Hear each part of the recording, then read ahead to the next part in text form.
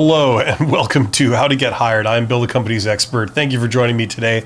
This is the weekly live stream where we talk about hiring and job search and careers and all that kind of stuff. This is a live Q&A, so if you see my beautiful face, get in the chat box, which you should see somewhere in the vicinity of my face, depending on what device you're watching this on. And I'm here to answer your questions. The title of today's episode, if I can get my notes working here, is episode 121 of How to Get Hired. And this episode is called Fake Jobs, Salary Talk, and How Introverts with Social Anxiety Can Get Hired. So that's what we're going to be talking about today. I don't usually cram 3 topics into one of these before, so this is going to be interesting. I'm going to cover these, and then we're going to open it up for questions, maybe some questions in between if we get that far. But as usual, a shout out goes out to all my YouTube channel members. You guys are awesome. My Patreons, my super thanks donors. Don't get many of them, but it's always really cool when I do. If you do, I will make sure I answer your question really well. And special thanks goes out to you, my viewers, my participants. Thank you so much. If you are a subscriber to my channel, for any amount of time, you should be able to get in the chat box and let me know what you're wondering about, what you're struggling with, and I will do my best to help you out. So, just to kick things off, let's talk about fake jobs, something that a lot of people are wondering about right now. You may have encountered these if you are applying for jobs in the posted job market. I don't know what percentage of it is, I don't know what percentage of jobs are fake jobs because they keep revising the figure. And the numbers I'd heard thrown around were something like 30% of all jobs out there are fake, meaning that you see a job posting and it looks like an actual real job posting. It looks like they're hiring. It looks like they're looking to fill a position, and they're open to receiving applications. However, unbeknownst to you, what's actually going on behind the scenes is that although they are receiving applications for a purported open position, there is no open position. It's all a lie. And instead, it's some kind of ploy to get your application. Now, why would anyone want this? Why would anyone want to receive job applications for a job that doesn't exist? Well, there's several reasons, and some of them are pretty nefarious, actually. Either they're trying to steal your personal information, right? Like identity theft. They're trying to steal your money. If it's a thing where they say, there is a job, but first you have to pay this to apply or something weird like that. Don't ever do that, by the way. They want to get access to your accounts, whether they're social media accounts or other types of accounts you have, which is a type of identity theft. Or they're just trying to gather information on what's out in the labor market, right? Meaning that they will gather your resume or your information, they'll put it in their database. And is that the end of the world? No, but you're sort of contributing your information under false pretenses for something they're trying to do, some data mining or thing that they're trying to do. And that's not good, I'm not a big expert on all the criminal elements and all the unethical sort of things that they're doing. But the point is you want to be on your guard applying to different jobs. You see, the problem is a lot of employers or would-be employers, they're in a position of power because they believe they're dangling a job in front of you. It's like dangling those keys in front of people. So it makes people beholden to them and want to cooperate, want to grant their requests, for more information or more hoops you got to jump through. And there are some criminal type people out there that are taking advantage of this to get you to give them stuff or to do things for them. And that's bad. So just the sort of Cliff's Notes to how to do this, how to spot a fake job. The general rule is that if it's too good to be true, it probably is, right? So just be wary of that. If there are any red flags as to the nature of the communication, they're posting this very fancy professional job, but yet they're using very poor language. It's riddled with spelling and grammatical errors. The language is kind of inappropriate. It's sensationalist, things like this. Another thing is that there's no clear company name. That can be, it isn't always a red flag, because sometimes you get HR firms doing confidential searches on behalf of companies, but usually those are in the hidden job market. A lot of the times they're not usually posted like that. So I wouldn't say it's impossible to find that's in a legitimate way, but it is a red flag. You have to be aware about those. If they're not posting a company name, that's a big deal. Just any high pressure tactics, pressure to act fast, any requests for money, this kind of thing, like anything weird like that has no place in a legitimate above board job, posting, right? If it seems suspicious, it is.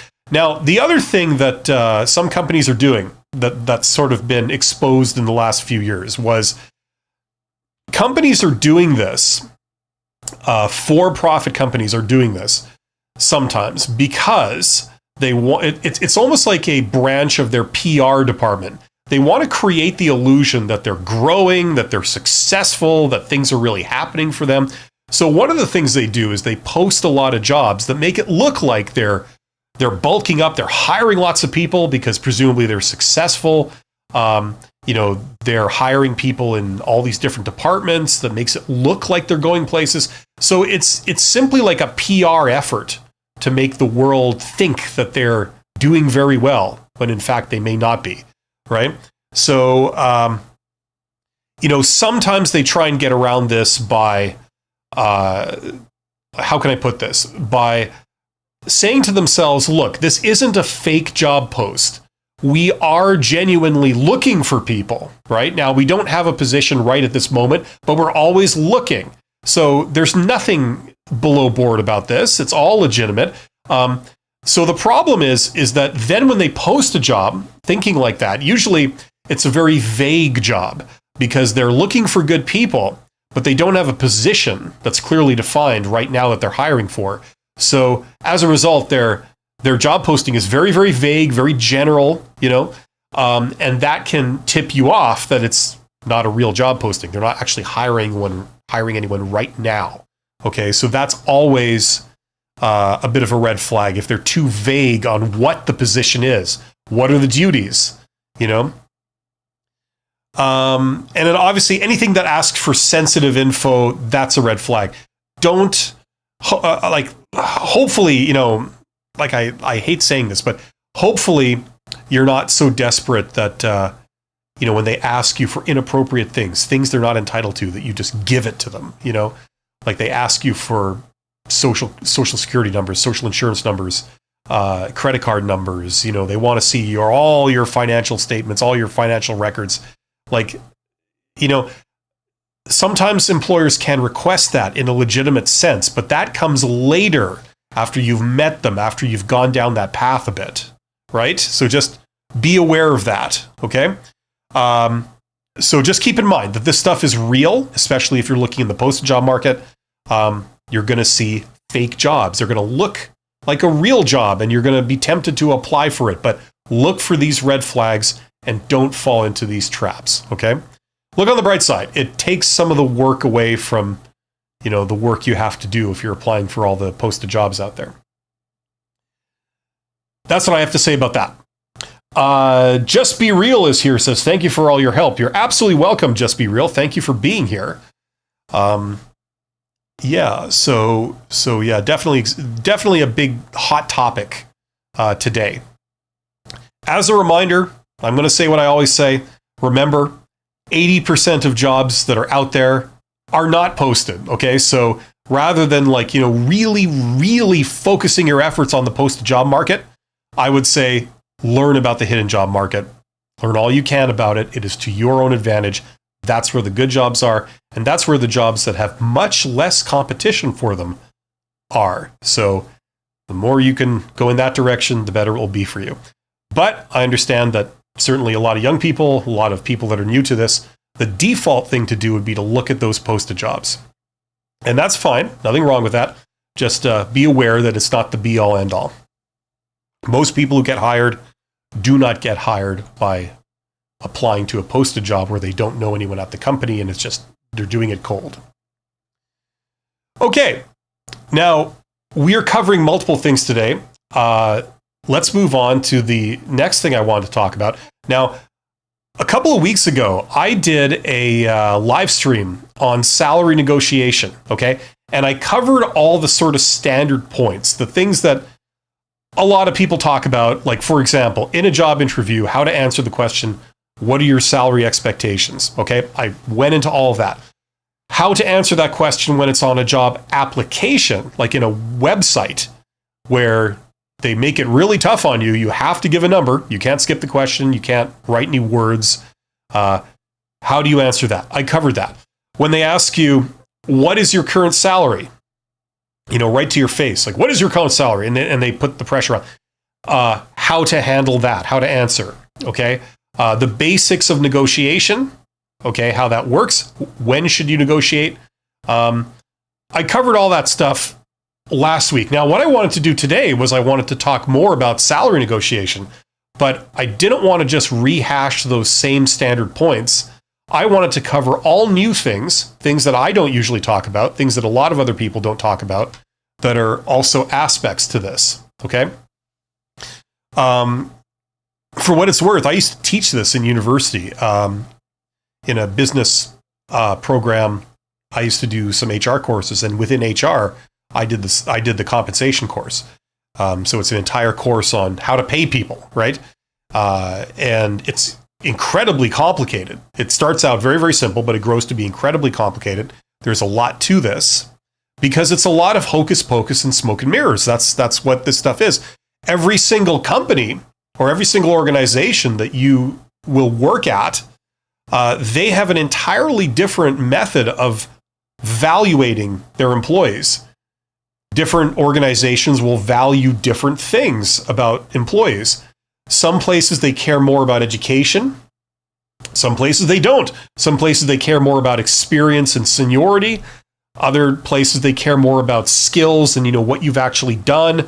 It really varies. And then of these different things, they place different weights of value on them, right? So there's all kinds of ways of looking at how you place a value on an employee, right? And as a result, there is no real consensus. There's just multiple different methods. So let's get into this. And once again, I was totally rushed in preparing this, like I always am, unfortunately. I really got to get my act together. This is what happens when you do YouTube part-time. Okay, let's talk about salary negotiation and some further points. Okay, now, it's all very well to talk about negotiating your pay, right? But as most people know, you can't always negotiate, right? If you want to get a job at McDonald's or something, and they pay a certain amount per hour, that's the pay rate. You can try and haggle with them and stuff, but it's pretty much not going to work because they've decided that it's non-negotiable. This is what we pay. The end, right? And there's a lot of things I think that's called role multiplicity. You can get a job where, like, you're the only person in that job. The job is unique to you. So if you are part of like a work group or something, you're the only one that has that exact role, right? Or you can do the opposite. You can work in a place like a call center where you have hundreds of people that are all in the same role. They all have the same duties, and presumably they all get paid the same, right? They're all in the same position, and you have a standard, perhaps a range for that position, or there is no range, it's just one rate for that position, right? The problem, of course, is that let's say you're joining a call center or something, you're a customer service representative, and they've posted their pay rate for that role, and you try and negotiate for it, they're going to say, no, absolutely not. I mean, this is what we pay. Now, if that's not to your liking, I'm sorry, but we can't employ you. Even if they've extended an offer already, they'll rescind it if you indicate that you're not satisfied with the pay. That's kind of a deal breaker. Because the implication is that if you were to negotiate more pay for being in that role, then if the word gets out among all the other employees, they would demand the same pay increase out of fairness, right? That's called a psychological contract. There is no agreement that says the company has to do that. The only agreement is that those employees have signed contracts that say you will be paid this rate, and in return, you will come to work and do this job. And they agreed to that. So there is no agreement, but it feels like there's an agreement if there's another employee doing the same job as you and they're getting paid more, right? It feels like, well, that's unfair. You know, even though we agreed on a rate for me, I still feel you should pay me more, So role multiplicity is one thing you can look at that will let you know if there may be room to negotiate your compensation or not. If you're one of 700 people, you probably won't be able to negotiate your pay. If you're one out of one person and the role is unique to you, then you could maybe negotiate, because what they pay you, at the very least, is not going to be tied to what they pay anyone else, because you're in your own unique role, right? So that's one thing you can look at. Another thing you can look at is, and this is not always possible from the outside, but sometimes it is, so I'm going to mention anyway. Another thing that can determine whether there's room to negotiate or not would be looking at the amount of money that flows through the company versus the amount of employees they have. Okay? Now, those two things are usually posted publicly. You can find them if you know where to look. It's not straightforward, but you can see that, okay? Now, the idea is that in some companies, usually business-to-business companies, B2B, right? You've got a lot of money flowing through a company with only a few people in it. And then in some B2C companies, business-to-consumer companies like McDonald's, you have the opposite. You have only a little bit of money flowing through the company, but you have a lot of employees needed to generate that much. Okay, so if there's a lot of employees for only a little amount of money, they probably won't be able to negotiate compensation, okay? Because they're very sensitive to how much money they pay out, right?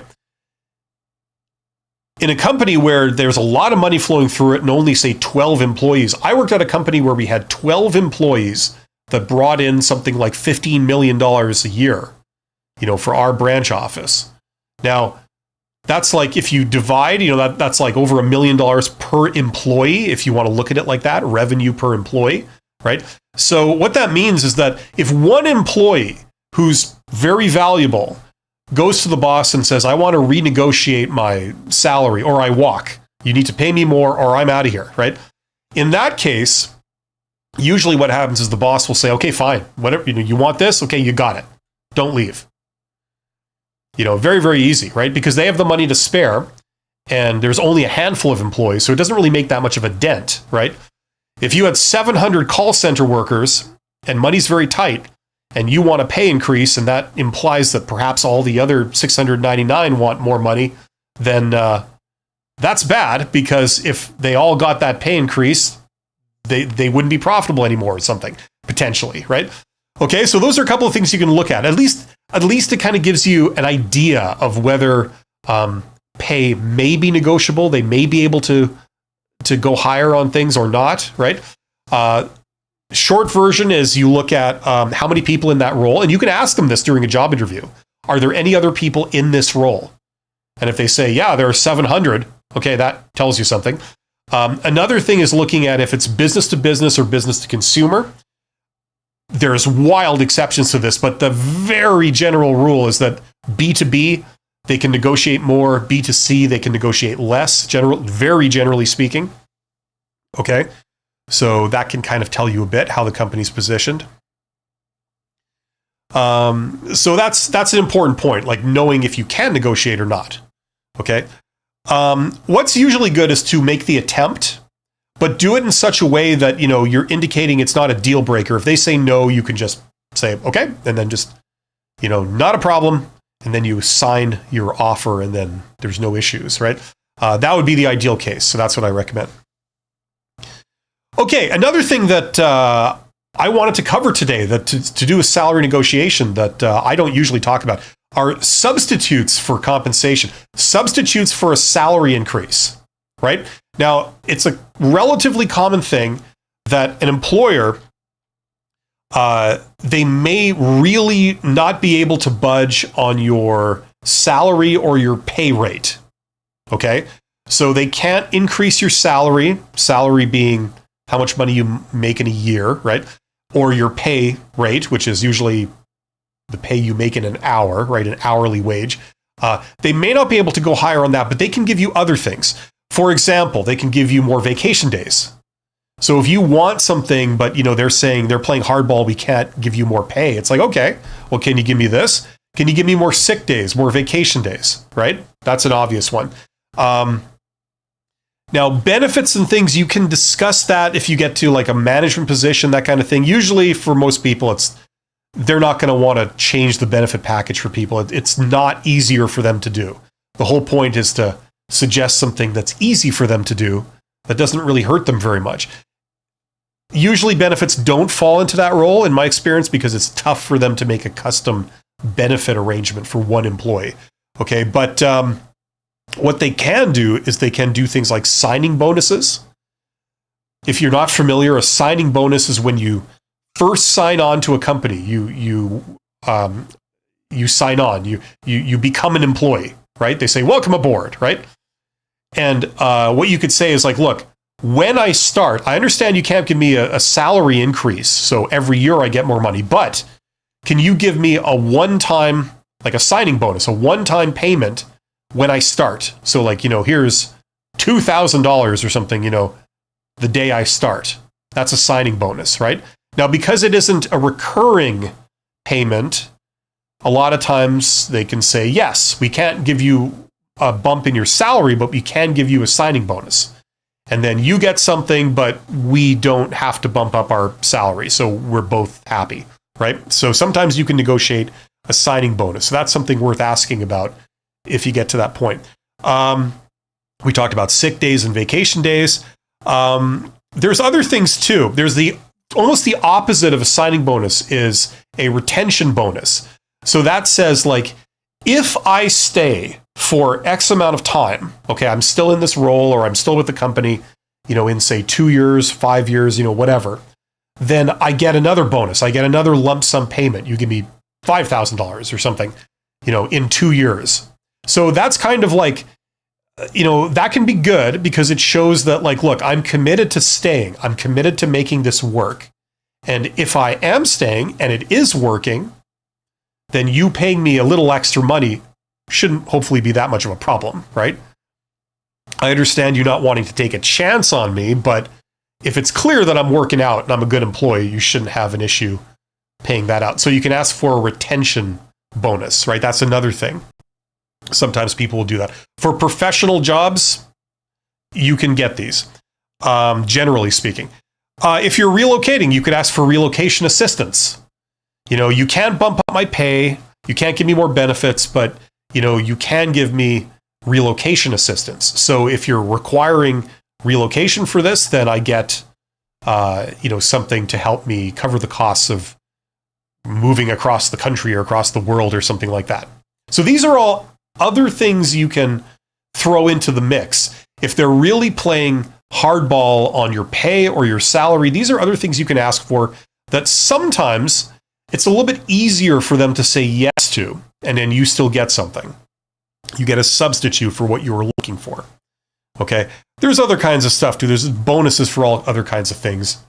And then there's perks, right? I don't know if people know what perks are.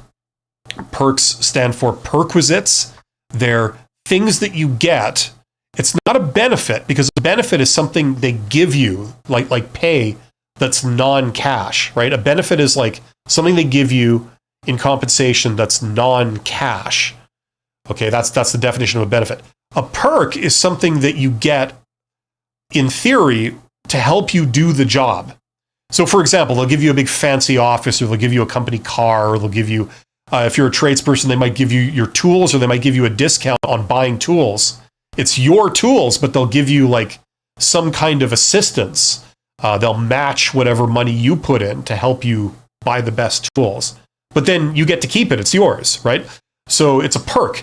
They'll give you access to, I don't like a lot of managers. What they do, it's a well-known thing. They'll go and they'll do a business meeting in the Bahamas or something, and then they'll say, well, it is a business expense, just like the company would pay us for renting a conference room across the city. The company will pay for us to all fly to the Bahamas and stay in fancy hotels for a week to have this one meeting, right? Now you could argue, is that excessive? Of course it is. But technically, it's still a business expense, just like a company car or a big office, right? But you get the benefit of it. You could take that business meeting and take your whole family with you and go on vacation or something. You know what I mean? It's like, it's valuable to you, even though it's technically something that's part of your job, right? That's a perk. Perquisite. So you can ask for those, right? And if you know what to ask for, these can be really real areas of opportunity because, it benefits you as well as the company, so they don't have as much resistance to giving you a perk as opposed to giving you compensation or benefits. You know what I'm saying? Like salary or benefits. So these are all extra dimensions to any kind of employment contract that may or may not apply. So you have these to work with also. So depending on what job you're going for, you can ask for any or all of these if they're really giving you some pushback on, raising your salary or your pay rate or any other aspect of your direct compensation. Okay. Next thing I want to cover that if you're into salary negotiation, if you're into like this whole topic, okay, something I don't usually talk about is just to this is a little bit of a reiteration, but I want to go into it more here. Negotiation is not persuasion, right? Everybody thinks that, they've never really done this, that negotiation is the ability to persuade someone, to influence something. That's not what it is at all. You see, you don't have control over the other party. You only have control over yourself, right? So the idea is that whatever position the other party takes, okay, what would be very advantageous for you is to know, okay, if they decide to adopt this attitude and only offer this, then here's what my response is going to be to it. So you go down to a negotiation or you have a dialogue with them, and regardless of what they propose or what they're willing to do or what their position is, you have it all worked out in advance. You say, okay, if they offer me less than this is what I'm going to do. I'm going to say no deal. If they offer me between this and this, then I'm going to do this. And if they offer me more than this, then I'm going to do this third thing. Okay? So, and you have a plan in place for each of those cases, right? Each outcome. So, for example, if you are offered anything less than this, you know that, okay, I'm not taking it. Absolutely not. I'm not going to negotiate. I'm not going to bargain. I'm just going to say, nope, no deal, because I have a job offer in my hand that will pay me more than that. So why would I take this job for less than that, right? If they're going to offer me between this and this, in that case, I don't have a better alternative right now, but I know that it's within reason that I could get a better alternative in a very short amount of time. You see, maybe you figured that they're paying you below your worth, but you don't have another offer in your hand for that amount right at this moment, okay? So you figure like, okay, if they're offering me less than that, it's still to my advantage to keep moving and looking for another position, because within a very short amount of time, it's likely that I'd be able to find something that beats that, right? Something like this, right? So the idea is that you come prepared, knowing your position for every possible sort of proposal or course of action the other party could suggest. It's about knowing yourself.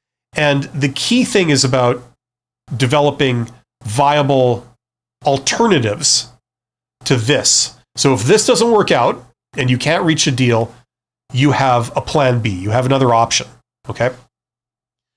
So it's very simply a matter of knowing your position, knowing what you're going to do under every possible case. Okay, so that brings us to our next topic, how to increase your negotiating power. It's very simple. You need to find alternatives.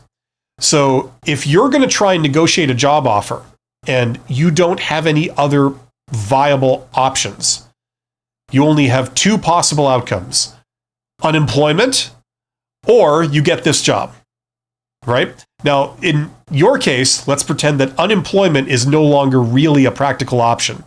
You need cash, you need money, so you need something. So you don't really have an alternative to any kind of negotiated agreement with these people, right? So that really means you have no negotiating power whatsoever. There's no alternative for you.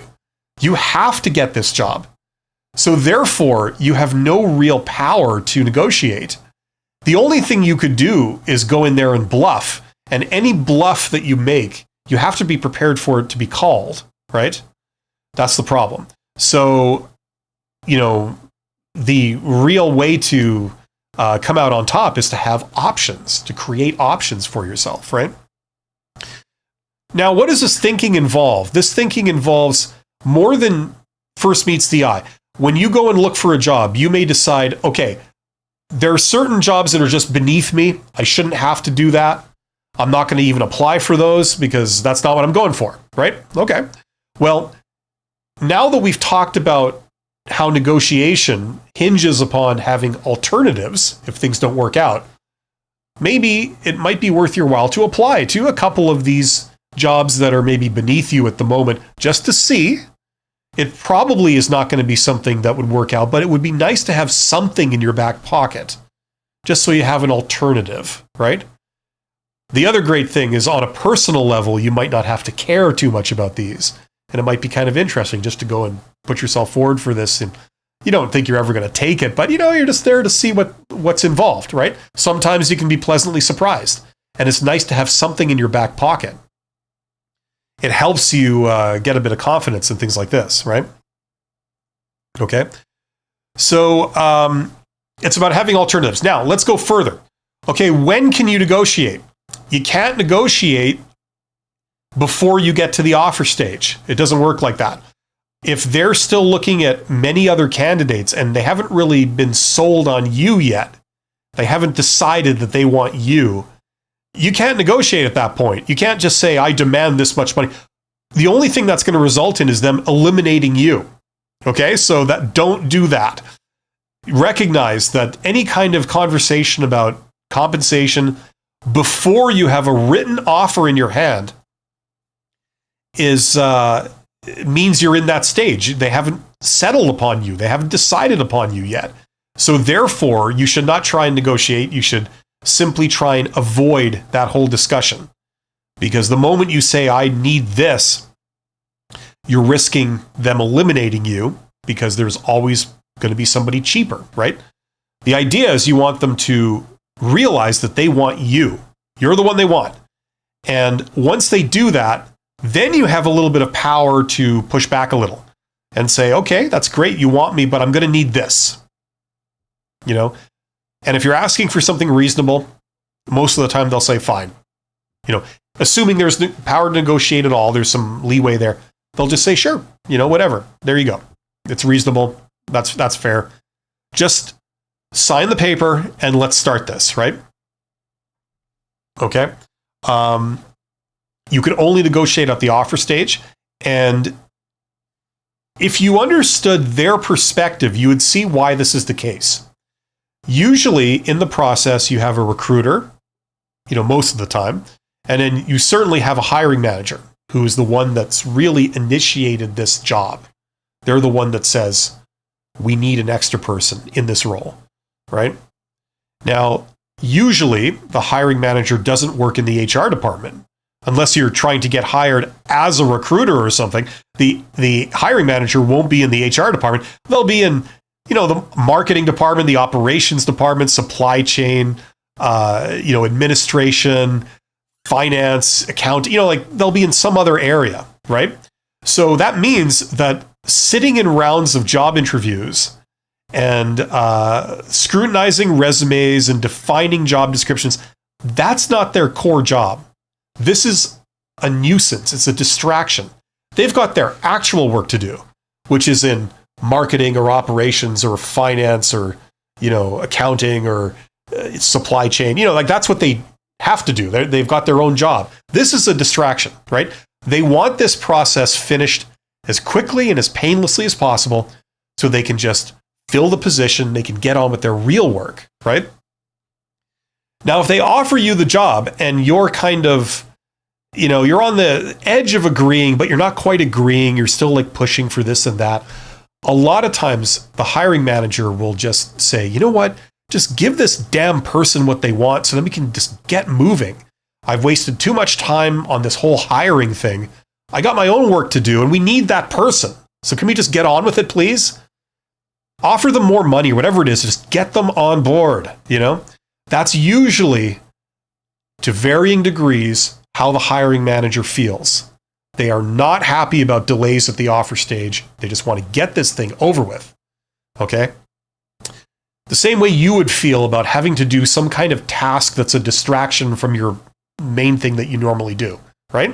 That's how the hiring managers genuinely feel, okay? In the vast majority of situations, to a varying degree, okay? Now, the other thing is that there's also a recruiter involved. Now, if you're the person that they've extended an offer to, okay, usually what has happened is if there's a recruiter in the process, the recruiter has either recommended you or they've signed off on you, okay? So they're not the decider. The decider is the hiring manager, and the hiring manager usually is going to hire who they want, okay? But they do, most hiring managers know that you should at least listen to the recruiter's recommendation because the recruiter does provide a different perspective. They're coming at this from like an HR perspective. They know labor laws, they know in theory, they know personality types and motivations and all this kind of stuff. So it would be stupid not to listen to them. Doesn't mean you always have to take their advice, but you at least want to take it into consideration. Now, if the recruiter has recommended you or signed off on you, and then you end up not working out, they give you an offer, you refuse it, and it doesn't work out, that's embarrassing for the recruiter to varying degrees. Sometimes it's like negligible, other times it's a really big deal, especially if the recruiter recommended you against the sort of preference of the hiring manager. They make you the offer, and then you throw it right back in their face. It's very embarrassing for the recruiter. So they do not want you to walk under those situations, in that situation. Okay, so that's kind of a thing that's sometimes going on behind the scenes. So therefore, there'll be pressure to just agree to whatever it is you want so they can just get you on board, and they can get you on board soon. And the recruiter doesn't look like an idiot recommending a candidate that would throw the offer back. Okay, so sometimes this is a major element that's going on. Sometimes it's practically non-existent, but this is a thing that you get usually to varying degrees. Okay. So this works to your advantage, right? They do not want the process to be lengthened, and they just want you to agree. So, for example, if you're in the negotiation stage and they make a proposal and you say, okay, well, listen, I'm going to have to think about this. I'll let you know in, say, 48 hours or, maybe in 3 business days, something like that, right? Now, they don't like that. They want an immediate answer all the time. But it is reasonable to give you a little bit of time to consider it, right? So if every offer and counteroffer lengthens the process by days, they will rapidly grow impatient with this process.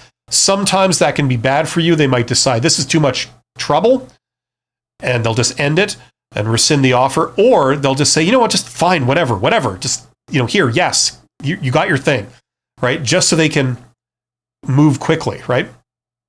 So that's why I recommend that when you negotiate, the thing you're going to be offering is you're going to be offering, here, let's just do this very quickly, right? If you agree to what I'm proposing, not only will I be on board, but we can move really quickly with this. I can start whenever you want, and then you worry later about any kind of hoops you got to jump through with giving notice and all this, okay?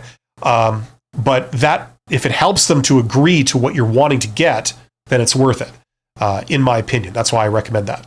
Okay, so that's something you have in your court to be able to speed it up. Not only do you agree, you say, I agree, and I can start whenever you want, as soon as you say yes to this.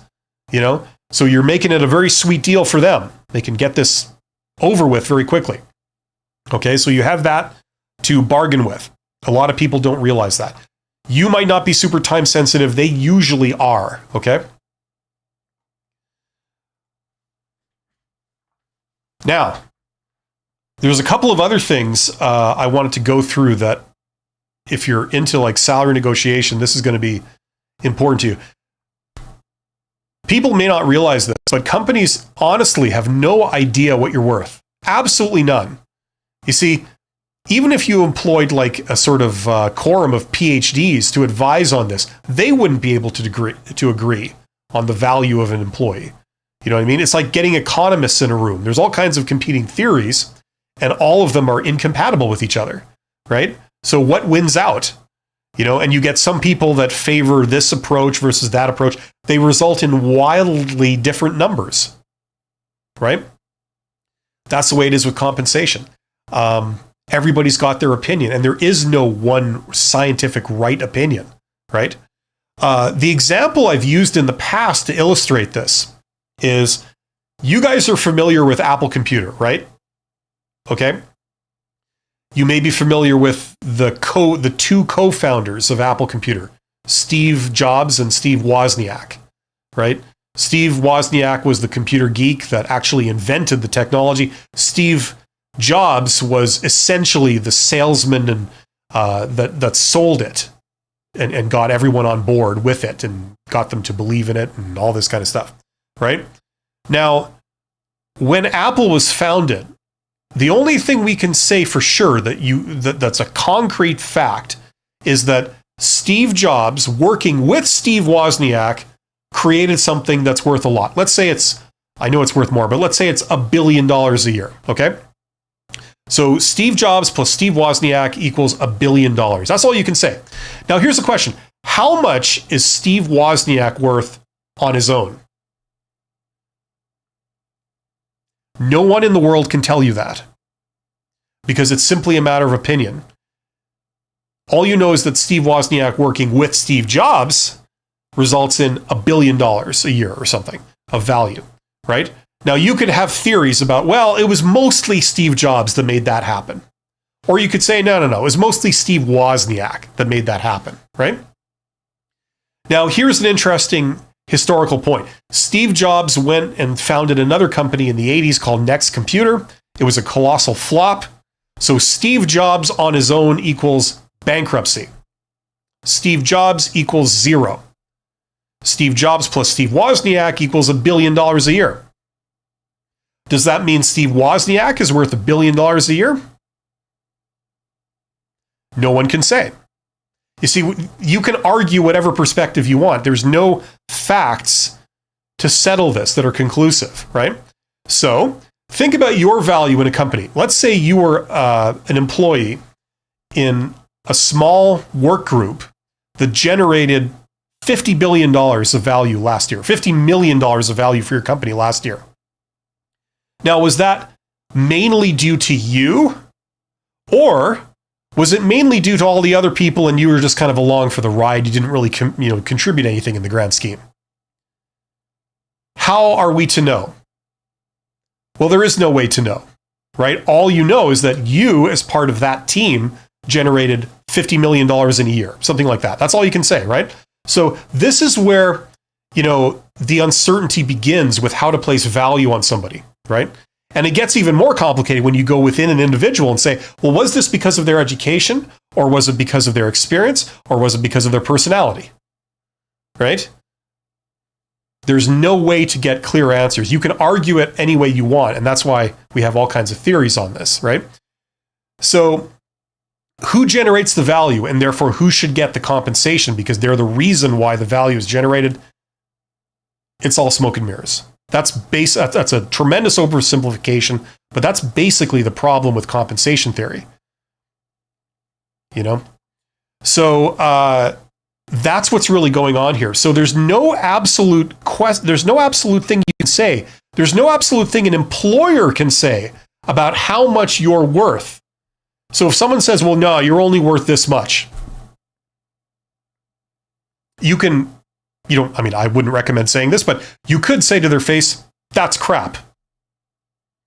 Because show me conclusively, scientifically, with mathematics, with figures, that that's true. They can't. They can't demonstrate that. It's all based on a theory. It's based on their opinion. That's fine. You look at Steve Wozniak. We were talking about Steve Wozniak, who founded Apple Computer with Steve Jobs. He's the one that created, essentially, the Apple II, almost single-handedly. The thing that made Apple a company, as I understand it. Before that, he worked for, this is a well-known story. Before that, he worked for, I think it was HP, the printer company. And, he had a contract with them where they owned whatever it was that he invented or something. That's been shown in a couple of movies. I don't know what the reality was, but it was something similar to that, I believe. And, they turned him down. They said, no one would ever want this, right? They gave it away. To them, Steve Wozniak was essentially worth zero. But he leaves, and then he creates something that's worth $1 billion a year. It's actually a lot more than that, right? So you can see how perspectives are off. Therefore, compensation essentially becomes what you can argue for, what you can negotiate for, and not about anything based in reality. It's all about perceptions, I hate to say it, but that's what it is. So don't let anyone tell you, oh, you're only worth this, or you're not worth that, or whatever. That's all crap. There's no way to say, okay? Now, that also works the other way around. If you feel you're worth X, that might be your opinion, but if you're trying to convince somebody of it, you have no way of demonstrating that unless you've gone out and you've generated all that value yourself, by yourself. You know what I mean? So it's a double-edged sword, but still, it makes this process very nebulous. And, it's just a dog and pony show. It's what people can push for. And that brings me to my final point today on the salary side before we move on. And that is that, I'm talking about how value is based on perceptions of value. Well, the perception of value often is based on areas of greatest uncertainty or perceived uncertainty. If you ever wondered why they pay salespeople so much and they pay people in operations so little in comparison, generally speaking, it's because of that. Who's the highest paid people in society? It's like doctors and lawyers, right?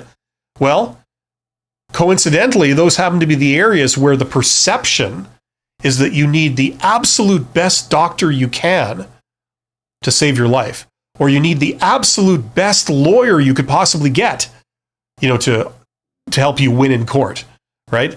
The perception is that, the individual really matters. They're not a dime a dozen. They're not all the same.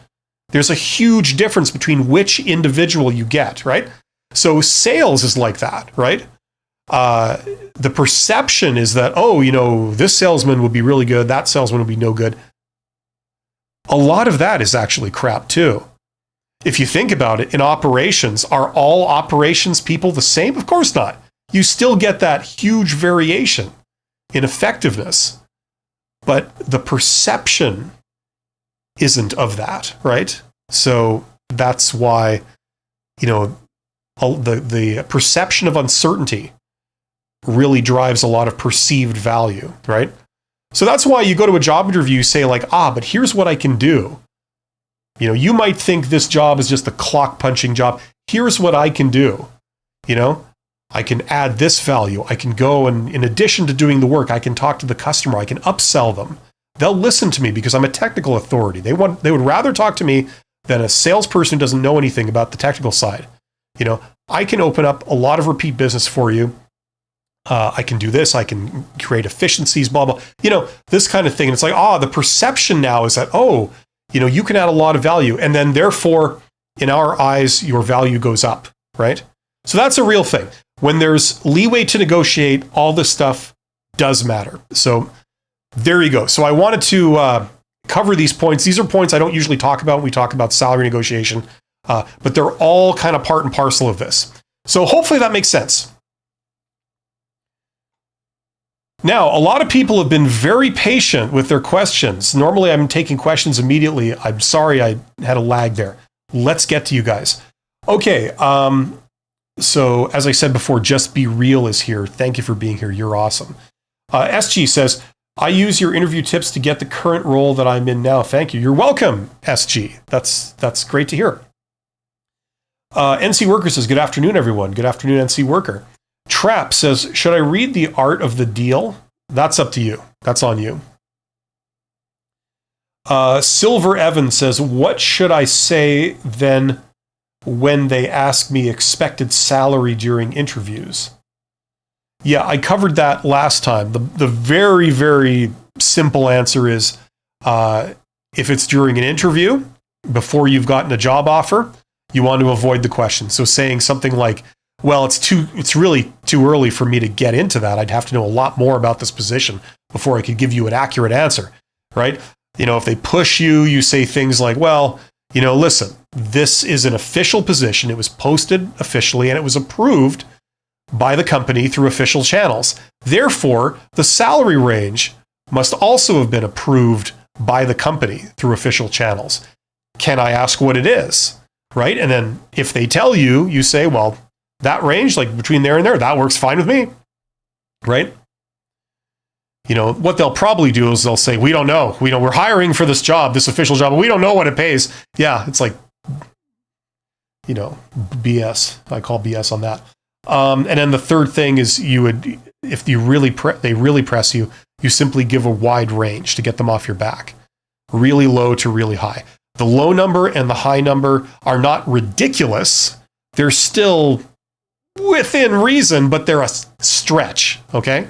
So you say somewhere in there would be fine. That's all I can say at this point. I don't even know what the benefit package is. I mean, I don't know what the working conditions are. That's all I can tell you at this point, okay? So that'll have to do. Yeah, hi, Silver Evans. Hopefully that makes sense to you.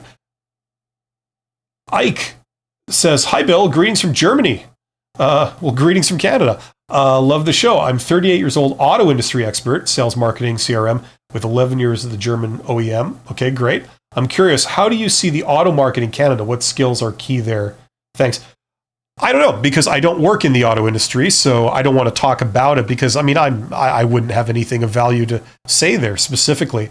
All I know is that the Canadian automobile market has been fully integrated with the American automotive industry like over many years, several decades ago. That was a mutual agreement that was officially made between the two countries. They were going to do this. And it wasn't the only industry like that. There were several. They were, officially both countries agreed we're going to integrate this together and we're going to work as partners. Now, because of certain recent events, a certain party has been wanting to tear up that agreement and go their own way, and that's fine. But I know it's really complicated things in that industry for both countries because they're distributed like evenly almost across the border. So I don't know. It's a highly complex situation. They're going to have to figure it out. Unfortunately, it kind of leaves an opportunity for automakers around the world to come in and take advantage of that. While these two countries are in confusion and disarray, that's really what it seems like. But all I know is that the North American automobile industry hasn't been able to compete globally, right? Like all these big North American cars and gas guzzling pickup trucks and things. I know that's not what's on the road in Germany. In the EU, they like the subcompact cars and, stuff that's much more efficient, much more compact, to get through the road systems there and all this kind of stuff. And they're doing fine filling that need themselves. So, I don't know about the local EU kind of market there beyond that.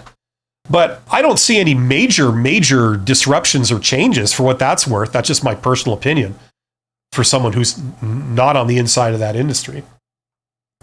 I think you're going to be fine. The more skills you have, and you obviously know your stuff, I'm sure that there'll be a lot of opportunities there for you. Ike says, I'm curious to cross the pond and test the waters there. Sorry if this is off topic. No, it's not off topic. It's all good. It's all good, Ike, That's a very intelligent question and expressed very well. So congratulations. Guido says value also has a strange definition in that is a perceived benefit. At least that's how some frameworks define it. I've always seen value as something more tangible. Well, that's where you start to get into the problems with this, because you see, the only thing that you can actually agree on in the real world is how much money you've made, right? So like if you sort of, let's pretend you started your own one-person company, okay? And through your efforts, okay, you managed to generate $1 million of profit in a year, okay? It's pretty hard for someone to say you're not worth $1 million a year when you've just generated that amount of cash by yourself. You know what I'm saying? You know, and I mean, this is all subject to how you view companies. It's all been audited and it's all been, toted up as per generally accepted accounting principles. You know, it's pretty hard to say for someone to say, no, I'm sorry, you're worth minimum wage. It's like, that's crap. That's clearly crap. But when it comes to the potential you have to make money, then everybody's got their own opinion, right? You know, like for example, someone who graduates from university with a very useful degree, okay? Now, they may not have had a career job before in their lives. Maybe their last job was delivering newspapers when they were 16 years old, and they made, I don't know, they made $300 in a month, you know? Now, is that their value? Right? Most people would say probably not, because if they now have the skills to go out and do something that can make them $150,000 a year, they're probably not worth $300 a month. You know what I'm saying? Like, you see, so now you're going off not the accounting definition, you're going off their sort of potential value based on what's likely to happen in the job market. They're probably going to find a job. They're probably going to be able to do that, right? So you see how you can look at it from different angles, right? And depending on the situation, certain perspectives, they have a tendency to win out, depending on what scenario we're in, right? So this is the problem. It's a very slippery topic, right? You know, we have the same problem when you try and place value on a company. People buy and sell companies all the time, right? Just like buying and selling a house, okay? You know how you have to place a value on the house so you know what to sell it for, right? You have to place a value on a business so you know what to sell it for. Now, if this business has generated $1 million a year for the last 5 years, how much would you pay for it? You know, a lot of people do a multiple and they say, well, its value is approximately 5 times what it's generated in a year on average. You know, something like that, right? But let's pretend that, you know, it's bought by a certain person who knows exactly how to turn it around. So that person buys it, and next thing you know, within 2 years, it's making $50 million a year. You know what I mean? So do you go on purely what it's done under its old ownership, or do you go with the potential it could be? You know, it's very tough to say, right? And that's exactly the same problems that they have with valuing people. Because when you're young, you might not have done much in terms of generating a lot of money, but you have a lot of potential. And when you get older, you know, people might have different opinions about your potential, but what they can argue with is the fact that you've generated all this money. So it's kind of tough to say you're not worth that much. You know what I mean? So it really varies. And this is why when you're dealing with people who don't know any of this stuff in theory, you know, it really is what you can convince them of. You know, so the more you can put together good arguments that are based on facts or seeming facts, the more likelihood that you could, you know, be seen as being more valuable. Okay, so that was Guido. Hopefully that makes sense. Shrisai Cherakuri, if I'm sure I'm saying that not, I apologize. What to expect in the final round of interview loop? What to expect? Well, if you're successful, you can expect that they will give you an offer, right? Usually the final round of interviews, that's usually, I mean, it depends. Across the board, this varies considerably, but as a very general rule, there's usually more than one round of interviews. There might be 2 or 3. For a lot of professional jobs, they'll want to do a screening interview and a more in-depth interview, and sometimes they'll do one more. Now, the last round, usually it's the final 3. So they'll have the top 3 candidates come in, and sometimes they bring in like senior people to attend the meetings, and the senior people will look at very high-level things like their attitude and their ambition, things like this, right? So you can expect some questions like that. The other questions are that you're usually interviewing with people who have interviewed you before. So they will not want to go skin deep. They're going to go really in depth to, answers to behavioral interview questions. They'll want to know what motivated you to do different things, or, they'll get into like personality stuff, right?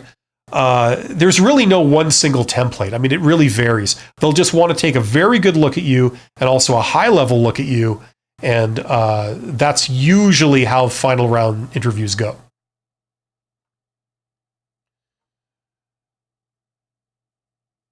Silver Evans says that, I see, yeah, they just want you to show your hand early, right? Yes, you see, it's almost like playing a game of poker. I don't know if you play poker, but it's like you have your cards and you keep those secret, right? That's your position. And they have their cards and they do the same, right? And what they would love to do is have you reveal your entire position to them, while simultaneously they don't reveal anything about their position to you, right? For a start, they don't want you to know what the pay range is for the role really, right?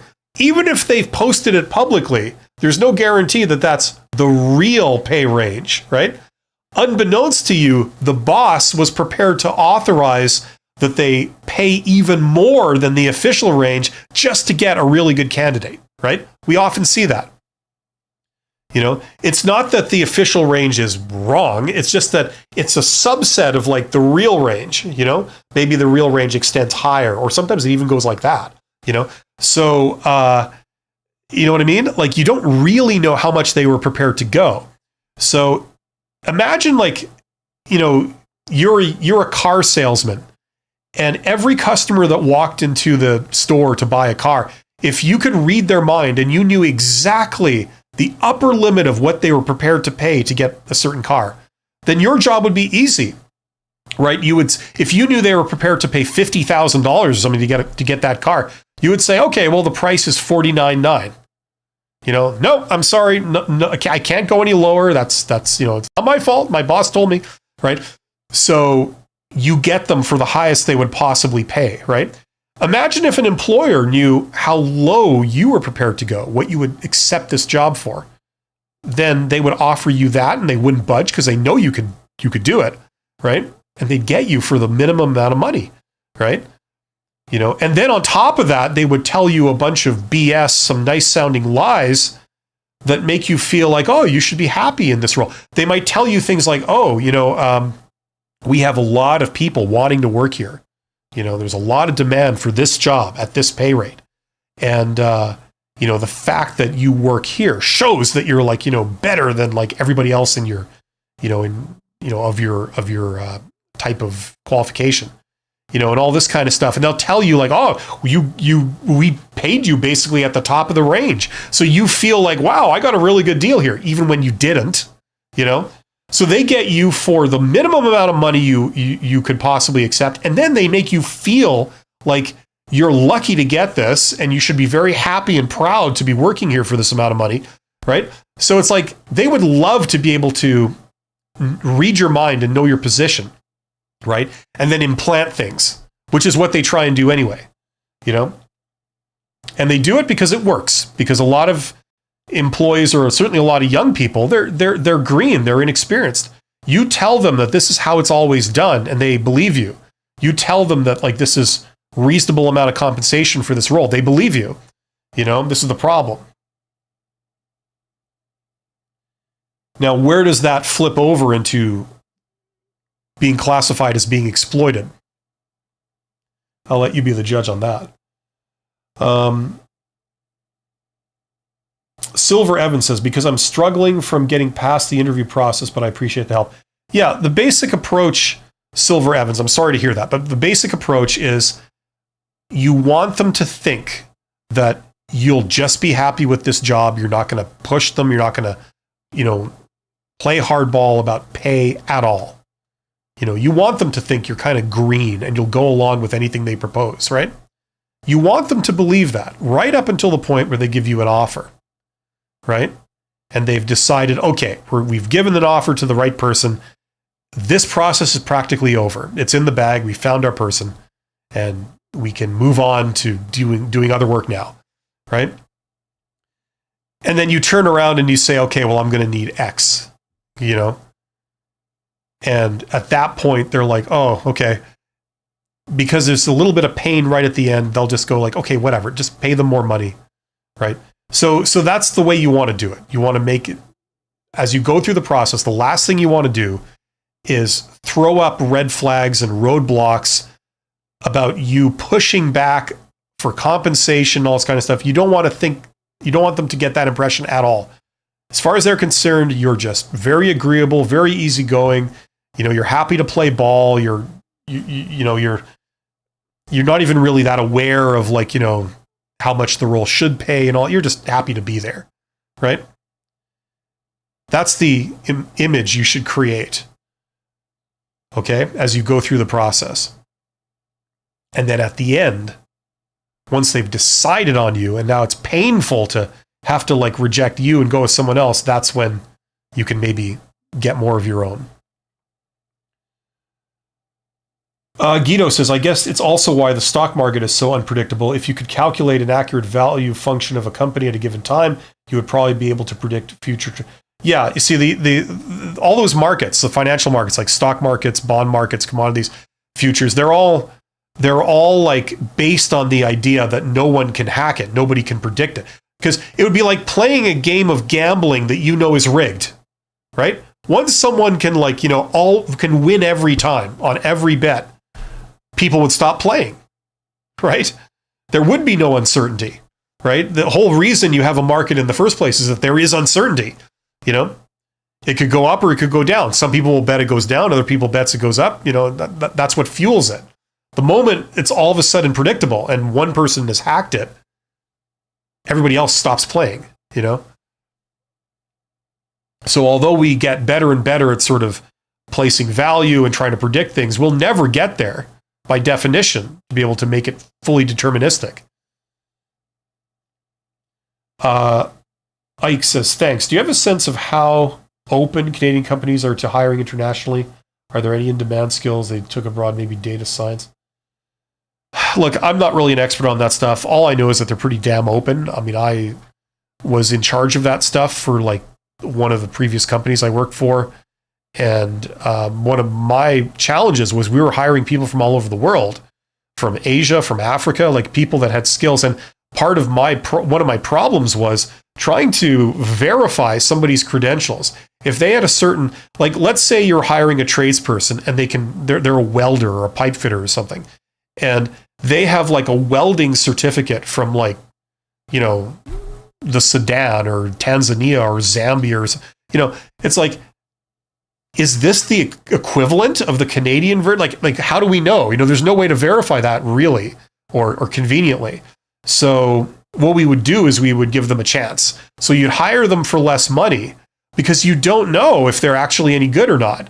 They could be, but they might not be. And what we experienced was you got a range. You got some people that were fantastic, highly skilled. But then you got other people that hardly could do anything, yet they had all these credentials. So, it was a mixed bag. And Canada, as far as I know, has had, open door policies for immigration for quite a while. So it wouldn't surprise me to learn that in general, Canadian companies are open to hiring internationally. That's what I've observed. But I mean, that's not really my area, so I couldn't tell you. I'm going to answer these questions from Ike, and then I'm going to move on to the last topic that was in the title today, which was about how introverts and with social anxiety can get hired. By the way, if you want to go deeper with me and you're having problems finding a job, check out that course. All my advice is in that one place with templates and things like that. It talks about how to get hired in the posted job market, but it also talks about how to get hired in the hidden job market. That's really where it's happening, and that's the real value as I see it of that course. I feel like I'm giving away the crown jewels. It's knowing that stuff that enabled my career to take off several decades ago. And, I wish that they taught me in school, which they didn't do, and they still don't do. So if you're wanting to learn that, that's where I put it. It's not a topic I can put into 5-minute videos. It just doesn't work like that. It's not like answering job interview questions where you can make like a 5-minute video on each one. It doesn't work like that way. There's a lot of principles that are all in place simultaneously, stacked on top of each other. And you need to know all the principles. And that's what fully informs you about what to do. If you only have some of the principles, then it's incomplete. You still don't understand what to do because you're missing a critical piece of like how this whole thing works. So check that out. There's a link in the description box if you want to go deeper with me. There you go. Now, for those of you that you're not between jobs, you have a career, and you're wanting to climb the ladder, for those people, you'd probably be more interested in this course. This is a course that teaches you advanced communication skills. So for what it's worth, I started out as a frontline supervisor, and then I worked my way up to CEO. And in order to do that over many years, I had to tack on several things to my technical skills that I started out with. I started out with an electrical engineering degree, and I had to tack on several things. The first thing is people management skills. That's very important. Another one is financial skills, because the language of business is money. And once you get to a certain point, like general manager or slightly below that, you need to understand accounting and finance. And then beyond that, you need to understand communication skills. There's basic communication skills, then there's more advanced communication skills. So all the more advanced communication skills that I learned, I put them into this course so that if people are interested in that, you can get that. It's called Write Like a Professional. I've never been fully happy with that title. It does talk about writing, but mainly it talks about what to say, what the response should be. So there you go. So you can check that out. There's a link in the description also, if you're interested. Okay, I'm just going to wrap this up with Ike here. Okay, I assume more general skills like sales, marketing, or CRM aren't as competitive given Canada's strong talent pool. I don't know. Listen, it doesn't matter what's going on with the market. The only question is, are they hiring? It doesn't matter if 50% of their applicants are from abroad or 40% or 60%. The point is that you can get it if you really want to, and when you do stuff on the hidden job market, you're not going in the front door with the masses. You're going out on your own. You're forging your own path. Now, you're a CRM type guy. You're a sales type guy. So you would know what I'm talking about when you're doing networking with people, right? To pursue a lead, especially for B2B type stuff at a higher level. It's all about networking, It's all about reaching out, having a dialogue with people, getting to understand them, getting to have a rapport with them, and being able to speak their language. And this process of getting a job is really no different in principle than making a sale, in a B2B type context. So, it's the same thing. It doesn't matter if 90% of their hires are coming domestically.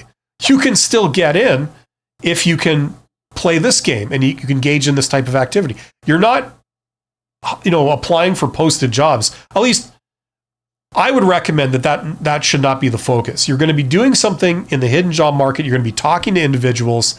You're going to be reaching out to them. You're going to be doing informational interviews, this kind of thing. You're going to be looking for opportunities, through networking. And that's what's going to lead you to a great opportunity there. That's what I would wager. It's just like anything else, so it doesn't really matter the exact percentage of how many official hires they have. If they want you, they'll hire you. It's just that simple. Ike says, P.S. also American. Oh, I get it. You're comparing Canada to the United States. Okay, American OPMs don't pay any dealer incentives in Europe, which drives up prices, unlike we do for the American market. Yeah, well, America, I don't know. Look, I'm not here to comment on politics. I mean, you're asking me about it. I mean, I can tell you what I think everyone already knows, which is that recently America has really focused on an America First policy, like just across the board in every aspect of their economy. So the labor market is no different. So they're really favoring hiring domestically. Now, they're always going to be hiring people from anywhere, wherever there's talent, right? It's just that they're focusing more on, hiring Americans, right? So for American businesses in America. So if that's what you're focused on, I would say Canada has a more friendly attitude towards immigration and hiring, foreign nationals and things like this. So, but once again, this is not my area. So, like I've said basically all I can say about it. Okay, before we continue with questions, let's get to the final topic that we were going to address today. And that is, it's in the title, How Introverts with Social Anxiety Can Get Hired. I have a particular soft spot for this. I don't know if I made some notes on this. I don't know if I actually did. I don't think I did. Okay. Oh, here we go. There's a couple of things there. Okay. Because I know that a lot of people are in this boat. You might be a technical introvert and you might have social anxiety to a degree. Okay. And there's going to be people with varying degrees of social anxiety, right? Now, for what it's worth, I feel a bit of a kinship with this topic because I started out as a technical person. I'm an introvert. I always have been. And introverts, in a sense, are at a disadvantage when it comes to management roles and executives roles, certainly. And, the thing is that my understanding is this. First of all, and let's be clear what we're talking about. Introverts are defined, and this is the definition I'm using. They're people that can do social interaction, but they find it an energy draining experience. Okay, extroverts are the opposite. They can do social interaction too, but they find it an energy charging experience. They do it for fun. That's what they choose to do for their enjoyment. They go home after a hard day at work. They surround themselves with lots of people. They have a big get together, right? And that recharges the battery. That makes them feel good. Introverts, you come back after a hard day at work. You go to your room. You watch TV. You read. You play video games. You do something by yourself. Solitary. That's what recharges the battery for you. Okay? Now, there's no thing that says that introverts are any worse at social interaction than extroverts. That's not what this is about. It's about what do you enjoy, right? Now, there are some people out there who happen to be introverts, okay? Those people are also technically minded, which I can certainly relate to. But they also have social anxiety. Not only do they not like social interaction, but it goes beyond not liking it. It goes into the area of like they hate it. Like it's an emotional thing. It makes them feel very bad. So as a result, doing something like a job interview is an exceptional challenge for them because they get very, very nervous and that affects their performance, right? Now, listen, I want to make it clear. I mean, I'm not a psychologist. I'm not a sociologist. I'm not like any kind of mental health expert. So that's not what this is about. I'm just sharing some of my experiences having started out kind of in that area, like, when I was maybe 20 years old, something like that. Public speaking was not easy. I was a typical person. It's nerve-wracking. Meeting with new people is not easy, especially when there's high stakes like a job interview, Now, like I tried looking this up. I tried going to ChatGPT and saying, just out of curiosity, like what, if someone is a technical introvert with social anxiety, what can you do to help you perform better in a job interview? Okay. And I found that, the answers that came back were just basic, stupid, unhelpful, obvious stuff. Like after you go to the interview, do some self-reflection on how you did. It's like, Yeah, no shit. Everyone's going to do that anyway. But what can you actually do that would help you? Okay. So this is what I would say. Okay. People that have social anxiety, at least in this situation, at least to the point where it's like non-clinical, it's not a medically diagnosed thing because it's like extreme. Okay. People that are in this situation, usually there's an underlying specific cause. Okay.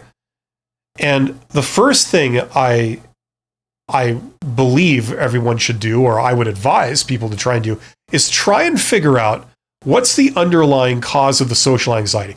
Let me give you an example. Okay, you might go to a job interview and you might be feeling very nervous about it.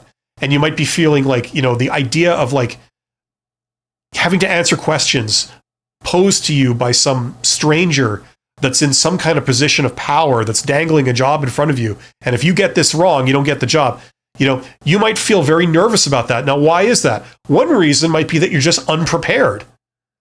You don't know how to answer the questions you're most likely going to be asked. Or you feel that it's likely they're going to ask you questions that you don't know how to answer. Right? So that's really making you feel nervous. Okay, that's the source of your anxiety. Now, for that type of person, imagine if we could fully prepare them and fully rehearse them for a job interview, for any kind of question they could be answered, and have them learn every answer to every type of question so that they would be really prepared. When you go to the interview, you feel pretty confident because you've heard every question 1,000 times, you know how to answer them, right? Would you feel the same level of social anxiety? Probably not, if that was the thing that was driving it, right? Okay? Maybe it's not about a question of being prepared or not. It's not about like, oh no, I can't answer the question. Maybe what is driving your social anxiety is because maybe you've had people in authority yell at you, shame you, make you feel this tall, tell you're no good, things like this. Maybe you've had experiences like that in your past. And it's not a question of being prepared or not for the questions. It's that you fear that you're going to go in there and you're going to be like subjected to public ridicule by some authority figure, some person that you regard as an authority figure because they have a job to give you if they want to, right? Maybe that's what's driving it. In which case, how you manage the social anxiety, I imagine, would be quite a bit different, Maybe it would require a different type of preparation. Maybe if somebody starts saying inappropriate things to you, you're fully versed on how to respond. You've been trained in that. You've been rehearsed in that. They've done demonstrations with you and they've shown you, here's what you do. And you've seen how that can like shut down people or diffuse the situation, and then you go in there feeling a lot more confident being forearmed with this. And you don't feel as nervous because it's like, I can hold my own. I know all the phrases. I know all the actions. I know exactly what the situation is. If they say or do anything, to me, I know how to handle myself because I've been very trained and prepared, right? So those are two reasons off the bat that could be driving social anxiety, right? Now, maybe it's just an element of unfamiliarity. It's something you don't do very often, so therefore you feel that you're bad at it and you get nervous. For example, I don't know about you guys, but I've never been able to really think on my feet when I'm being stared at by a bunch of strangers in a high pressure situation. Usually your mind goes blank. I even sometimes experience that even to this day doing live streams where someone will ask me a question and my ability to really come up with something original off the top of my head, when I'm live with a lot of people is, it's not as good as I could do if I were just by myself in a room with no pressure. I was unobserved. So, this is also a natural progression. When people are younger, they usually start out by having social anxiety. Social anxiety, as I understand it, it's a normal wiring of the human brain. Because back when we were cavemen, or cave people, whatever, if you all of a sudden in your travels came face to face with 30 people you didn't know all staring at you, that was bad. What was going to happen next was probably you could expect your ass to be kicked and or killed, or your food stolen or something like that, right? So it was a natural wiring of the human brain that we were trained to not like that sensation and to get the hell out of there as fast as we could, right? Like it's a survival mechanism, right? So it's normal for people, especially when they're young, to not enjoy standing up in front of a group of people and like have everyone stare at them. This is normal. My understanding is that we all start off like this to varying degrees, but some people overcome it with practice. And that's what I did. Like, I overcame this with things in my life. I was thrown into being a supervisor for a start. So you start off every day having to give like a briefing to a bunch of people. I was supervising up to 50 employees, and I'd start off every day in a lunchroom giving a briefing to up to 50 employees. Usually people that were disgruntled, they didn't like you or their job or anything. So it was a tough crowd, but you do that for a few years and then you get used to it, and then I became an instructor later on in my career. I went back to university, did some teaching, and it's like, now I'm dealing with students. So, you know what I mean? Like, you get used to it. It's something you get used to. So that's the good thing about this. Everyone has it in the beginning, but it is possible, as I understand it, for anyone to overcome it by practice, right?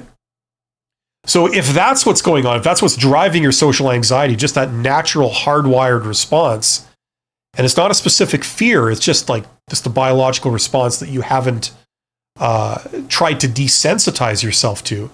You can do things like joining Toastmasters. You could do other things where you practice this in controlled environments where, it's a very positive thing, and they train you to do it, and it builds up your confidence, and you feel that you're good at it, and then you don't shy away from it, and then it's no longer a problem, right? So the first advice I would have for people is try and find the underlying cause of your social anxiety. If it's a matter of preparing for the job interview, do it. If it's a matter of fearing like authority figures and the high pressure, or the stakes are high, there's things you can do for that. If it's overcoming the natural sort of hardwired fear of public speaking that everyone has to a degree, there's ways around that. That's kind of the first step. If you care too much about the outcome, try do some job interviews for things that, like, it might sound stupid, but try and do some job interviews for jobs you really don't care about that much, just to kind of see how you behave and to prove it to yourself that you can do a job interview. It really helps not caring what this person thinks. You might find that you perform a lot better than you think you would, and you're a lot more comfortable than you think you would be. I've experienced that. Okay. Something else, just a miscellaneous thing. I've done videos on this, but if you are sensitive about, sweat stains and stuff like that, I've worn something for years called a Thompson tee. And these things are absolutely amazing. Doesn't matter how nervous you are or how you might sweat because you're in a public place and all this kind of stuff. You will never have sweat stains at all. And they make this for men and for women. I'm not affiliated with them at all, but I've done at least one video where I mention it. The name is Thompson tee. I think it's spelled THOMPSON. Okay, so Thompson tee, as in t-shirt, TEE. Thompson tee. So check that out. That can help. It's one less thing you got to worry about in these high pressure situations. You could do this kind of thing and you don't have big pit stains. So that might be a help to some people. Always wear deodorant. I know that from being around students, where that was not always the case with the students. Okay, so hopefully that makes sense. Okay, let's get back to you guys. Okay, we were talking to Ike. GWK says, on salaries, in one of the positions I held in the past, I was asked for my pay slip for the position I held elsewhere. learned later that what I accepted was the start point of their range. Yeah, that's true. Now listen, like I've said several times, what you did with somebody else is none of these people's business. You understand?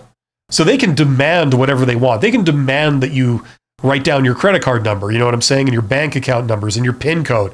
You know, they can demand whatever they want, but you don't give it to them. And the way to phrase it, in my opinion, is to simply say, I'm sorry, but I have a personal policy where I don't disclose that type of information because there are privacy and confidentiality issues involved.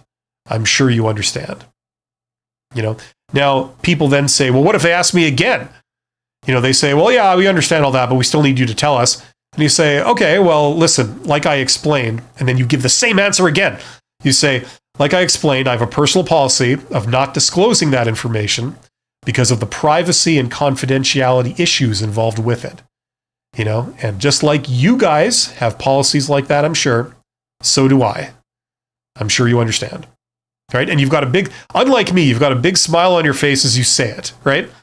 You're not creating awkwardness. You're just being friendly and you're telling it like it is. And it doesn't matter how many times they ask you, that's the answer you give every time. That's how you handle that.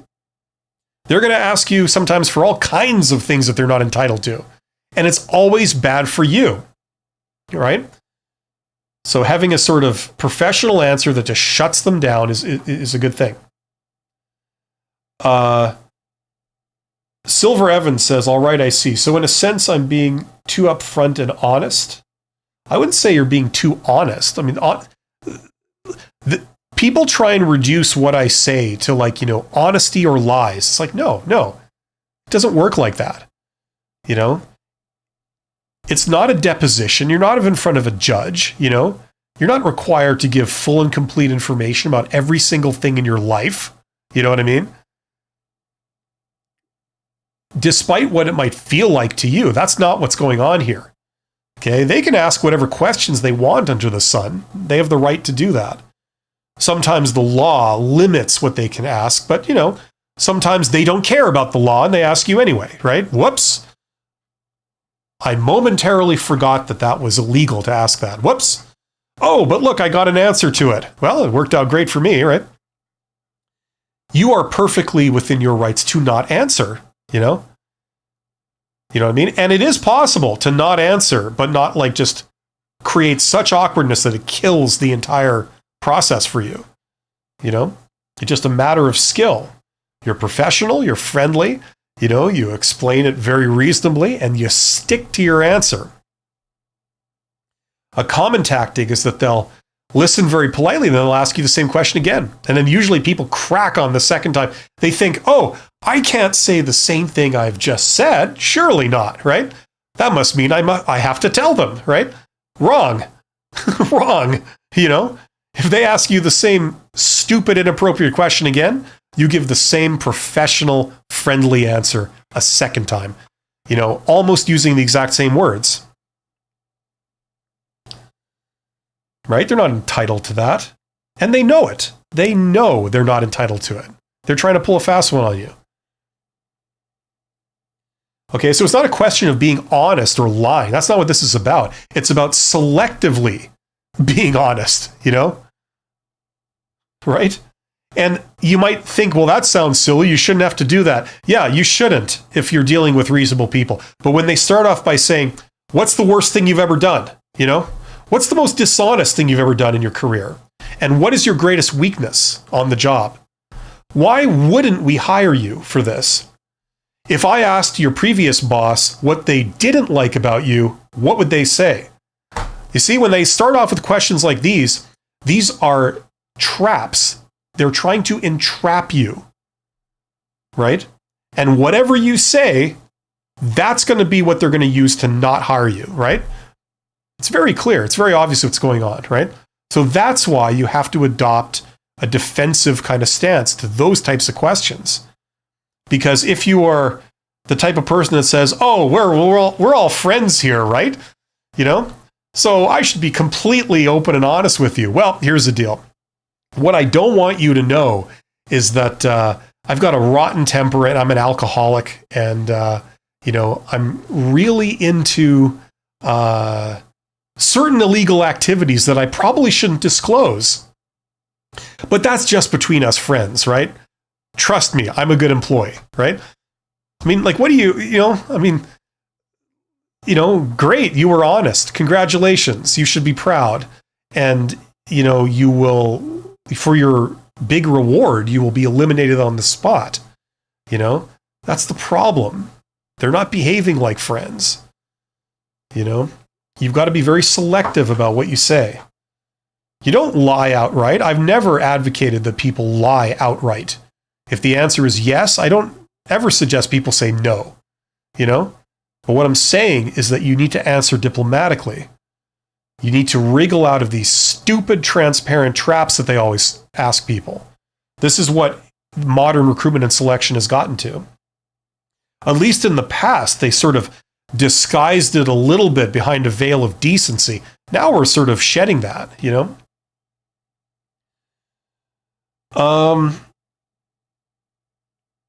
Silver Evans says, seriously, this is a big struggle of mine. Silver Evans, you're not alone. You're not alone. Just learn. That's why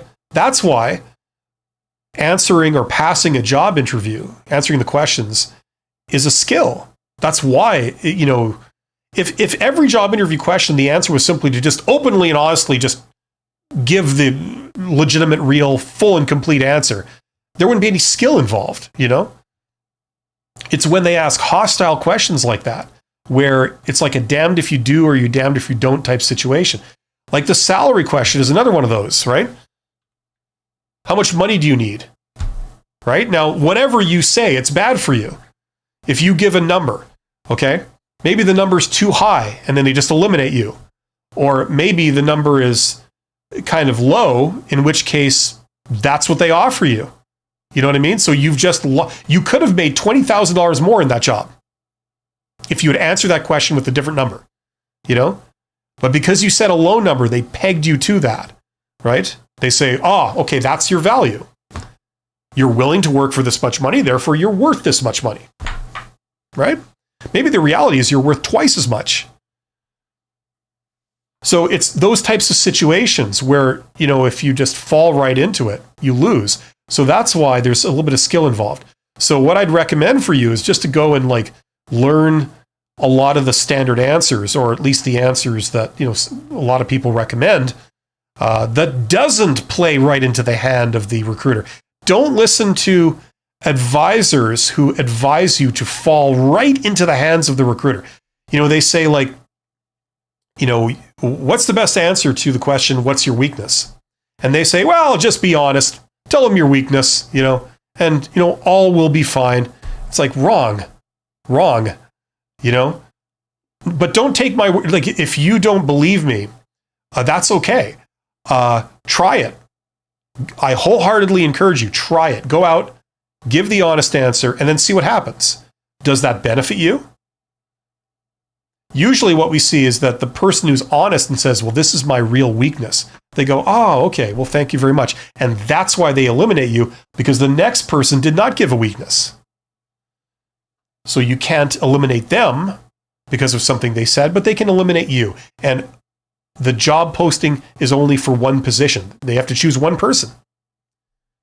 It's not going to be them. They haven't said anything negative. So they eliminate you. That's unfortunately what's going on here. Right? So learn the answers to all the questions. And it's really not that hard. You could do this in a few days. And then you rehearse it a bunch of times, right? And you say an answer that works for you, but it doesn't fall into these stupid traps that they set.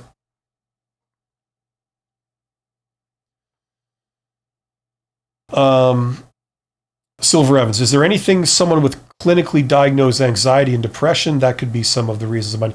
Listen, I'm not like a medical authority. If it's a medically diagnosed condition, who am I to advise people? I'm not any kind of medical professional or mental health expert.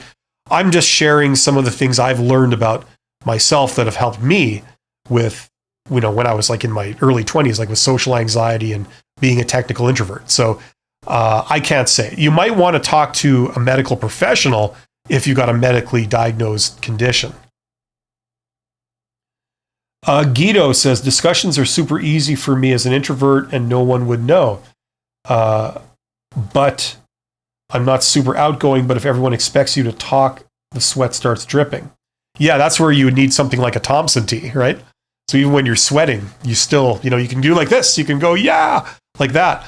And there's no issues, right? And you feel comfortable doing it.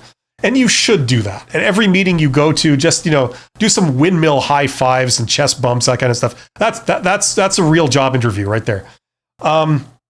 Listen, this is the thing, this is the disadvantage that introverts have, okay? And I am an introvert, so I'm not knocking introverts. Introverts, they kick ass. You know why? Because they're the ones that do innovation. They're the ones that actually innovate, right? Look at all the inventors throughout history that have come up with stuff that's driven the world forward. Like, to a person, they're all introverts, right? You don't get these extroverted. You sometimes get introverts that have a lot of social skills, but it's always introverts. People that like being alone, working on things to an unhealthy degree, and they obsess about like a certain thing that nobody else gives a rat's ass about, but they're focused on. They make a huge breakthrough, right? Because of it. Introverts are awesome. But the thing is, what we're talking about today, the world of employment, the world of business, right? How do you make money? How does a company make money? It's based on connections between people. At the very least, you're going to have connections between you and your customers. You're going to have to go out and find your customers, communicate with them, right? Persuade them to go buy your thing. Make it worth their while. Understand them. That's all based on human connection, right? And it's obviously not just your customers that you're connected to. You're connected to suppliers, you're connected to partners, you're connected to regulators, you're connected to, the government, you're connected to industry associations, you're connected to everybody, And the more connections you have, the more potent and powerful you are, and the more money you make, right? Now look at the plight of an employee in an organization. If you know everybody and you get along with everybody and everybody loves you, a lot more opportunities come your way. People want to work with you. They want to have you close by. They know all about you and they know you're good at these certain things. That's certainly superior to being amazing at something, but no one else knows it. No one recognizes it. Nobody cares about you. Nobody is close to you. Nobody wants to work with you. Your name never comes up, right? So this is the disadvantage of introverts. And a lot of times I find personally that a lot of introverts, their biggest crime is they don't understand this. So they don't respect it and they don't work on it. It's not that it's rocket science and they can't do it. It's just that they're not even thinking like that. And sometimes I can understand why to a degree, but it is to their own detriment if they ignore it completely, So, a lot of introverts can be quite social with a few individuals that they like and they trust and they know.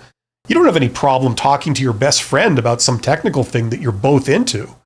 It's not that you can't do communication or you hate everybody, other people or something. That's not what it's about. It's just that you're much more selective about like who you spend your time socializing with, and you can maybe socialize on a larger variety of topics, Something for me was I used to hate talking sports to people. There's certain people that they want to talk sports. And I mean, when I was a kid, I was really into hockey, but apart from that, I don't give a rat's ass about sports. Personally, you can't be strong in every area. And there's these like business types that would come up and they'd always want to talk football or something stupid, and I just could absolutely not relate to it. I didn't know anything about football. I really, really, really didn't care about football. And I thought it was abjectly stupid that they would like weave football principles into like a discussion of business or something. I thought that was like so stupid. Just personally. So I had a lot of problems with that, but I'd kind of still force myself to kind of smile and nod and, learn a couple of words, and stuff like that. And besides, we were probably talking about Canadian football here. That's kind of like American hockey, like Canadian football, right? So, you know what I mean? Like a lot of introverts, you can actually socialize and you want to socialize. It's just that you're much more selective and you don't realize the need to kind of maybe try and step outside of that a little bit, because then good things can come your way. That's something I learned anyway. Where do we leave off here? Yeah, that was Guido. Okay, great. So we've reached the end of the chat, and that's good because I have about 10 minutes and then I'm back anyway with another live stream on this channel. There are 30 people here. Thank you for joining me today. If you want to go deeper with me, check out that course. Link in the description. If you want to climb the ladder, get promoted, open up more opportunities for yourself, check out that course. I have a third one. I'm not expecting a ton of people to be into it here because we're talking about job search. But if you want to learn business, if you want to be more valuable to a company, and that would help you climbing the ladder, check out that course. Okay, best bang for the buck around if you're wanting to learn business. I will be back in about 10 minutes with a different live stream. I'm doing an episode of Honest HR Nitrous, where we talk about job search, where we talk about the gritty reality of it, and not just the theory of how it should work. So join me for that if you're interested. Thank you for being here. I hope you got something out of it. I do these every week, so you can always come back and ask me questions if you're struggling or you need help with something. Until then, take care of yourselves. I'll see you soon.